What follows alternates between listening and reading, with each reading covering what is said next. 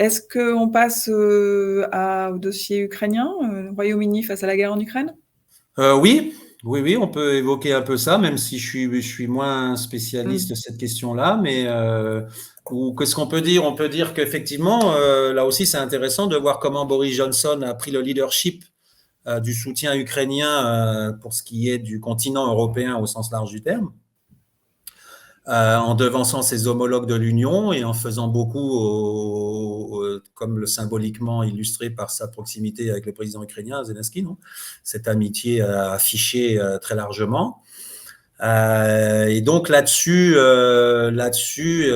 le temps, l'Union européenne a suivi et puis on est sur une sorte de position alignée entre le gouvernement britannique. Liz Truss avait repris la même ligne d'ailleurs, l'Union européenne et tout ça, c'est la position de l'OTAN qui Mhm. finalement est assez, c'est l'atlantisme standard qui est là et qui pose un certain nombre de questions très inquiétantes sur la sortie à horizon quelques mois. Peut-être l'hiver va geler un peu les opérations, mais derrière, qu'est-ce qui va se passer si au printemps les choses sont toujours en l'état?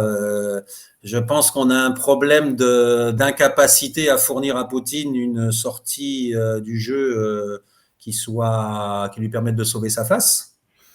Parce que, ou bien militairement, on arrive à force de soutenir l'Ukraine à s'imposer à Poutine, mais il va pas reculer comme ça sans avoir certainement un baroud d'honneur qui pourrait devenir dangereux en matière nucléaire.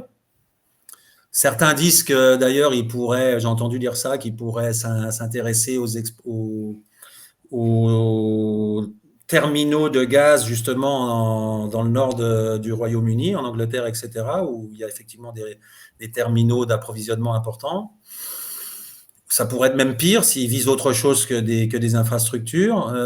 Mais comme quand Van der Leyen dit qu'on va mettre Poutine à genoux, c'est d'une totale Mhm. irresponsabilité.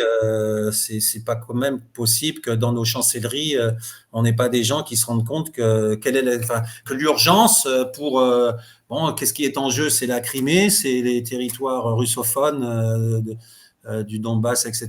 Qu'est-ce qui est en jeu par rapport à ça?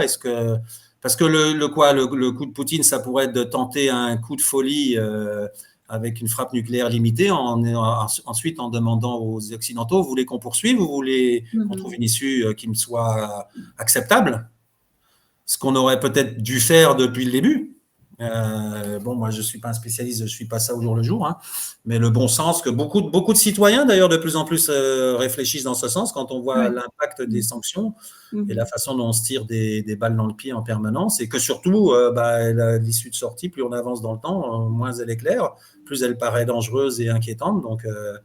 Donc là-dessus, oui, là-dessus, les Britanniques ont retrouvé et que ce soit du côté des Tories ou du côté du Labour, quelque part, ça fera grincer les dents à quelques amis Tory Brexiteurs que j'ai sur les réseaux, mais il y a un alignement atlantiste qui fait un peu penser à l'époque, même si toute proportion gardée, mais qui fait un peu penser au suivisme de Tony Blair avec Bush à l'époque. Mhm. Ce sur quoi on avait notre fierté d'avoir gardé notre distance, nous, avec notre fameux ministre des Affaires étrangères à l'époque, au Conseil de sécurité, non?